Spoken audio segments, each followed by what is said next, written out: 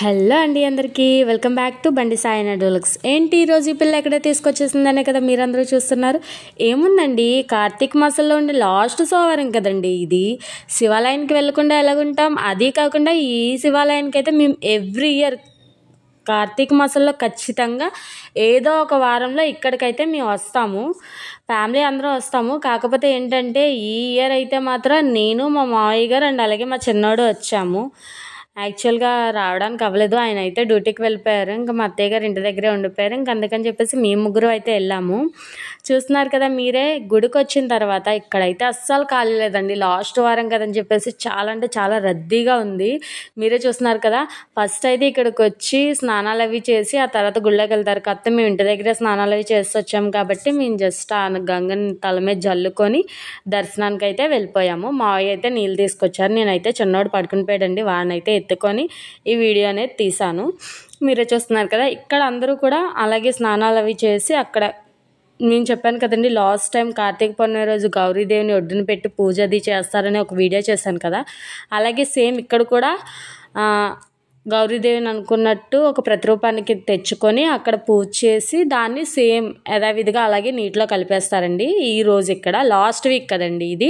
Next గుడి లోపలికి వెళ్ళిన తర్వాత ఇక్కడ ఈ చెట్టు చుట్టూ ఉన్న నాగేంద్రులకి ఇలాగ పూజ అది చేసుకొని ఆ తర్వాత లోపలికి వెళ్తారండి అందరూ. చూస్తున్నారు కదా, ఇక్కడ చిన్న బాలశివుని విగ్రహం ఒకటి ఉంది. చూస్తున్నారు కదా ఎంత చూడముచ్చటగా ఉందో విగ్రహం. ఇంకైతే మాత్రం టెంపుల్లోకి అయితే వెళ్ళిపోదాం కదని చెప్పేసి రెడీ అయ్యాం. కానీ లైన్ చూస్తానండి, అమ్మ బాబో ఎంత అంటే అంత ఉంది. ఇంకా అందుకని చెప్పేసి తప్పదు కదా. ఇంకా మన చేతిలో రుద్దుగాడు ఒకడు ఉన్నాడు. ఇంకా ప్లస్ పాయింట్ ఏంటంటే వాడు పడుకొని ఉన్నాడు కదండి. వాడు పడుకున్నాడని చెప్పేసి మేమైతే లైన్లో అయితే మధ్యలో దూరేసాం. పాపం మావయ్య ఏమో వెనక్కి ఉండిపోయారు. నేను నన్ను ఎత్తుకొని ఉండడం వల్ల నన్ను కొంచెం ముందు పంపించేశారు. చూస్తున్నారు కదా మీరే మా ఇద్దరికి ఎంత డిస్టెన్స్ ఉందో. అస్సలు బాబాయ్ లైన్లో అయితే అస్సలు ఖాళీ లేదండి. 4th వీక్ లాస్ట్ వీక్ కదని చెప్పేసి గుడి అయితే మాత్రం అస్సలు ఖాళీ లేదు. చాలా అంటే చాలా రద్దీగా ఉంది. ఈ ముద్దుర్తి సంగవయ్య గుడికి అయితే మాత్రం ఎవ్రీ ఇయర్ మేము వెళ్తామండి. కార్తీక మాసంలో ఏదో ఒక సోమవారం ఖచ్చితంగా వెళ్తామని చెప్పాను కదా. ఇక్కడ అంతే కదండి, 4th వీక్ భోజనాలు కూడా పెడతారండి ఇక్కడ. అది కూడా అసలు ఖాళీ ఉండదు.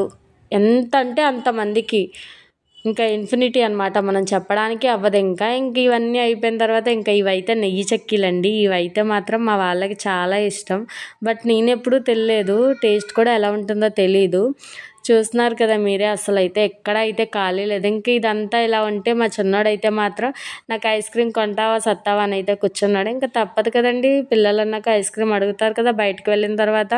ఇంకా వాడికైతే ఒక ఐస్ క్రీమ్ కొనిపెట్టేసి వాడు సమ్మని తింటూ ఉంటే నేనైతే మాత్రం వీడియో అయితే తీసుకుంటా ఉన్నాను. మావయ్య అయితే బండి తీసుకొస్తానని అయితే వెళ్ళారు. ఆయన తీసుకురావడానికి వెళ్ళి కానీ బట్ అక్కడ ఖాళీ లేదు, మనమే బయటికి వెళ్ళిపోదామని చెప్పేసి అని అన్నారు. చూస్తున్నారు కదా మీరే, మా రుద్దుగడైతే ఇవన్నీ చూసి అమ్మ నాకు అది కొని ఇది కొని అని అన్నాడు. కానీ నేనైతే ఏమీ కొనలేదండి, కామ్గా బయటకు వచ్చేసాను. చూస్తున్నారు కదా మీరే, బెలూన్స్ అవి కొనమన్నాడు. వాడైతే ఒక్కటి కొంటే దాంతో ఆగడండి, ఇంకా చూపించిందల్లా కొనమని అంటాడు. ఇంకా అందుకని చెప్పేసి నేనైతే మాత్రం ఏమీ తీసుకోలేదు.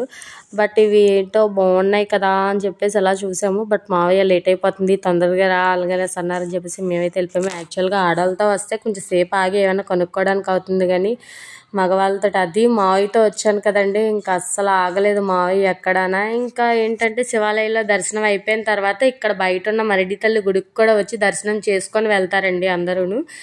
ఇంక ఇక్కడికి కూడా వచ్చి అమ్మవారిని దర్శనం చేసుకొని మేమైతే బయటకు వచ్చేసాము. వచ్చేసిన తర్వాత ఇంటికి ఏమైనా కొనుక్కెళ్దాం కదా అనేసి అనుకున్నాం. ఎందుకంటే ఇక్కడికి మేము ఎప్పుడు వచ్చినా సరే ఖర్జూరం అవి కొనుక్కొని అయితే వెళ్తామండి. చూస్తున్నారు కదా మీరు, మావయ్య ఖర్జూరం అడుగుతున్నారు. పావు కేజీ 50 రూపాయలు చెప్పారు. ఇంకా చాలండి మావయ్య, 1/2 కేజీ తీసుకోండి ఎక్కువ వద్దు అలాగనేసి అని చెప్తే ఆయన అయితే కట్టిచ్చేశారు. ఇంకా మేమైతే వెళ్ళిపోవడానికి అయితే రిటర్న్ అయిపోయామండి. మీకు కనుక ఈ వీడియో నచ్చినట్టయితే లైక్ చేయండి, షేర్ చేయండి, కామెంట్ చేయండి అండ్ అలాగే సబ్స్క్రైబ్ కూడా చేయండి. Thank you.